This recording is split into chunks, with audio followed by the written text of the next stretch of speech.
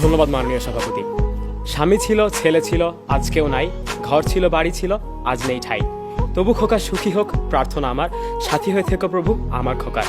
চরম অবহেলা এবং বঞ্চনার শিকার হওয়ার পর আজও এদেশের বৃদ্ধাশ্রমে বসবাসরত শত শত মায়েরা ঠিক এভাবেই নিজের সন্তানের জন্য প্রার্থনা করেন। মাননীয় সভাপতি, শ্রদ্ধেয় বিচারক মণ্ডলী, বিজ্ঞ প্রতিপক্ষ এবং উপস্থিত সুধীবৃন্দ, সবাইকে জানাই সাদর সম্ভাষণ। বিতর্ক চলছে। প্রস্তাবনা বৃদ্ধ পিতামাতার প্রতি দায়িত্ব পালনে অবহেলার মূল কারণ সন্তানের মানসিকতা, এবং যার পক্ষে আমার অবস্থান। মাননীয় সভাপতি, গত 10ই আগস্ট 2017 দৈনিক টাইমস অফ ইন্ডিয়ায় প্রকাশিত হয় এক মর্মান্তিক ঘটনা। চাকরির জন্য আশা সাহানির ছেলে তার মাকে মুম্বাইতে এক ফ্ল্যাটে ফেলে চলে গিয়েছিলেন আমেরিকায়, এবং তিনি 1 বছর ধরে তার মায়ের কোনো খোঁজ নেননি। বিজ্ঞ প্রতিপক্ষ, তার কিন্তু সুশিক্ষা ছিল। তাহলে এখানে বিষয়টা কি, আশা করি ব্যাখ্যা করে যাবেন। বিজ্ঞ প্রতিপক্ষ, এখন যদি আমরা এই ঘটনার পর্যালোচনা করি তাহলে আপনারা নিঃসন্দেহে দায়ী করে যাবেন সুশিক্ষার অভাবকে। বিজ্ঞ প্রতিপক্ষ মোতাহের হোসেন চৌধুরী বলে গিয়েছিলেন যে শিক্ষার রয়েছে দুটো দিক, একটি প্রয়োজন তথা জীবসত্তার এবং অন্যটি অপ্রয়োজন তথা মানব সত্তার। এখন আমরা প্রয়োজনের দিকটা গ্রহণ করে অর্থ উপার্জনে নিজেদেরকে মনোনিবেশ করব, যার ফলে অবহেলিত হবে না আমাদের বৃদ্ধ পিতামাতা, নাকি আমরা অপ্রয়োজনের দিকটা গ্রহণ করে একজন প্রকৃত মানুষ হয়ে উঠবো? সেটা কিন্তু আমাদের মানসিকতার উপরে নির্ভরশীল। বিজ্ঞ প্রতিপক্ষ, আজ আমরা যদি কোনো কারণে সেই সমস্ত শিক্ষা যা কিনা আমাদের অর্থের দিকে ঠেলে দিচ্ছে, সেই সমস্ত শিক্ষা যার ফলে কিনা আজ আমাদের বৃদ্ধ পিতামাতার অবহেলিত হচ্ছে, তার দিকে ধাবিত হই, তাহলে সেটা গ্রহণ করা কিন্তু নিঃসন্দেহে আমাদের দুর্বল মানসিকতারই পরিচয়। তাই পরোক্ষভাবে আমাদের যুক্তিকে সমর্থন করার জন্য আমি আপনাদের আবারও ধন্যবাদ জানাতে চাই। মাননীয় সভাপতি, আমাদের প্রতিপক্ষের বক্তাগণ আজ প্রায় ডজন খানেক সমস্যার স্বীকার করেছেন, যেগুলো হয়তোবা বৃদ্ধ পিতামাতার প্রতি দায়িত্ব পালনে অবহেলার কারণ হয়ে দাঁড়ায়, কিন্তু তা কখনোই অবহেলার মূল কারণ হিসেবে দায়ী হবে কিনা সে সম্পর্কে কোনো সুনির্দিষ্ট ব্যাখ্যা তারা দেখিয়ে যেতে পারেননি। কারণ অবহেলার সংজ্ঞাটাই তো আসে মানসিকতা থেকে। মাননীয় সভাপতি, বাংলাপিডিয়া অনুসারে দেশের প্রায় 67% প্রবীণ নাগরিকই সচ্ছল, এবং এদেশের বৃদ্ধাশ্রমে বসবাসরত প্রায় 88% পিতামাতাকে জিজ্ঞেস করলে জানা যায় যে তাদের সন্তান নাকি সুপ্রতিষ্ঠিত।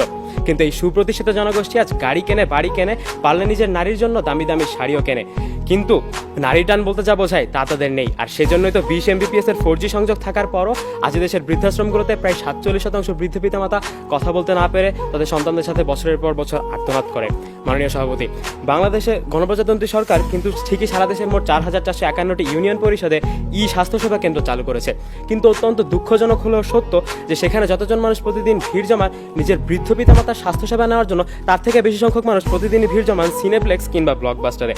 বিজ্ঞ প্রতিপক্ষ, যেখানে শহর এবং গ্রাম মিলিয়ে সারা দেশে 4 লাখেরও বেশি মাদকাসক্ত কিশোরের মানসিকতা যৌবনে পদার্পণের আগে থেকেই বিকৃত, সেখানে বৃদ্ধ বয়সে নিজের পিতামাতাকে সেবা করার প্রসঙ্গ আসবেই বা কোত্থেকে? তথ্যসূত্র ডেইলি ইনকিলাব, 10 জুলাই 2017। মাননীয় সভাপতি, মানুষ জাতি বড়ই অদ্ভুত। একই দেহে যখন আমরা পিতামাতা তখন আমরা মহৎ, আর সেই যখন আমরা সন্তান তখন আমরা দুর্জন। নিজের প্রিয়তমাকে ফোন করে আমরা বলি তোমার হাতে আমার জীবন ন্যস্ত, আর অসুস্থ মা যখন 1000 বার ফোন করেন তখন তিনি উত্তর পান আপনার সন্তানের ফোনটা এখন ব্যস্ত। ঘরে বসে হিন্দি সিরিয়াল আর IPL উপভোগ করার জন্য আমরা প্রতি বছর 250 কোটি টাকা জলে ফেলি। কেন? আমাদের মানসিকতার সমস্যা, সেই জন্যই তো। অথচ নিজের বাবার সাথে কথা বলার সময় ঠিক 59 সেকেন্ডেই লাল বাটনটা চেপে দেয়। প্রতিপক্ষের বক্তারা হয়তো এখন এরও সমস্যার সমাধান দেওয়ার জন্য বলবেন বাংলা লিঙ্ক তো দিচ্ছে 39 পয়সা প্রতি মিনিট, দারুণ অফার, কিন্তু আমরা তো সেটা দিয়ে কথা বলে নিজের প্রিয়সীর সাথে। কেন বিজ্ঞ প্রতিপক্ষ? সেই দুর্বল মানসিকতার কারণেই। বিজ্ঞ প্রতিপক্ষ, নিজের বাবা মাকে সাথে নিয়ে আমরা কয়দিন মার্কেটে যাই? নিজের মায়ের জন্মদিনটা কবে মনে আছে তো? ও, এটা তো কোনো পাঠ্যপুস্তক বই লেখা নেই আশা করি। বিজ্ঞ প্রতিপক্ষ, আজ ইচ্ছা থাকলে উপায় হয়, গল্পটা আমরা সবাই জানি, কিন্তু কলসের নিচে জমে থাকা পানির মতো সময়ও আপনা আপনি কারো কাছে এসে ধরা দেয় না, ইচ্ছার জোরে সময় বের করে নিতে হয়। বিজ্ঞ প্রতিপক্ষ, আজ আপনারা পৃথিবীর সমস্ত সমস্যার সমাধান করলো, কারো মাঝে যদি সেই ইচ্ছাটুকুই না থাকে তাহলে তার পক্ষে কিন্তু বৃদ্ধ পিতামাতার প্রতি দায়িত্ব পালন কখনোই সম্ভব নয়। আর অনিচ্ছা, সে তো দুর্বল মানসিকতারই পরিচয়। মাননীয় সভাপতি, শেষ করছি একজন বীরত্বগাথা মহান মানসিকতা সম্পন্ন সন্তানের গল্প দিয়ে। অর্থের অভাবে নিজের অসুস্থ মাকে ভ্যানে করে হাসপাতালে নিয়ে যাবার সামর্থ্য তার ছিল না। বিজ্ঞ প্রতিপক্ষ, লক্ষ্য করে দেখুন, তার কিন্তু ছিল না কোনো বিদ্যালয়গত কিংবা প্রাতিষ্ঠানিক শিক্ষাও, কিন্তু সেই অক্ষমতা তাকে থামিয়ে রাখেনি। মানসিকতা এবং ভালোবাসার জোরেই তিনি নিজের অসুস্থ মাকে কাঁধে তুলে পায়ে হেঁটে পাড়ি দিয়েছিলেন প্রায় 7 কিলোমিটার পথ। বিজ্ঞ প্রতিপক্ষ, তিনি সাতক্ষীরার সাইফুল ইসলাম। তথ্যসূত্র ইত্যাদি, বাংলাদেশ টেলিভিশন।